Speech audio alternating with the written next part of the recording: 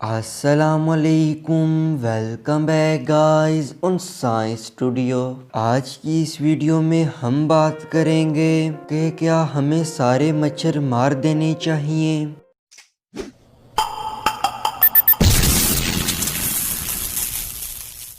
مچھر سائز میں چھوٹے لیکن بہت خطرناک جاندار ہیں۔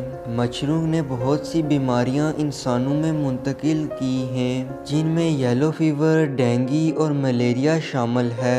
ان بیماریوں سے ہر سال تقریباً 10 لاکھ لوگ مرتے ہیں۔ اس سے یہ سوال پیدا ہوتا ہے کہ اگر مچھر انسانوں کے لیے اتنے خطرناک ہیں تو ہم انہیں مار کیوں نہیں دیتے۔ اس سوال کے جواب میں ریسرچرز نے بتایا کہ ابھی تک یہ معلوم نہیں ہو سکا ہے کہ مچھر مارنے سے ماحول پر کیا اثر پڑے گا، اور ابھی تک کوئی ایسی اسپیشی دریافت نہیں ہوئی جو صرف مچھر کھا کر زندہ رہتی ہو۔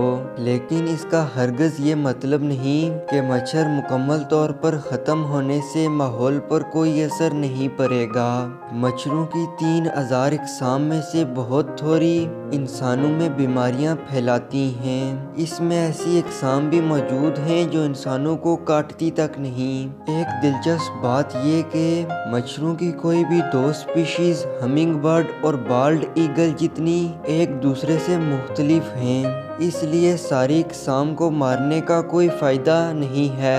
مچھروں سے چھٹکارا پانے کے لیے کوئی پریکٹیکل طریقہ نکالنا پڑے گا، جیسا کہ پانی ایک جگہ نہ رکنے دینا، لاروا سائٹ سے مچھروں کے لاروے مارنا، پیسٹی سائڈ وغیرہ کا استعمال۔ لیکن پیسٹی سائڈ اور لاروا سائٹ کے اپنے الگ سے نقصانات ہیں۔ ایک طریقہ جسے sterile insect technique SIT insect birth control کی ایک قسم ہے۔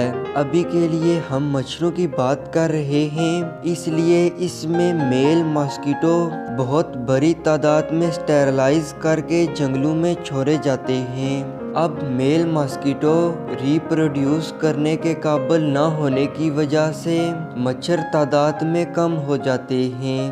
اگر اس طریقے سے مچھروں کی چند خطرناک اقسام کو مار دیا جائے تو یہ بہت بڑی فتح ہوگی۔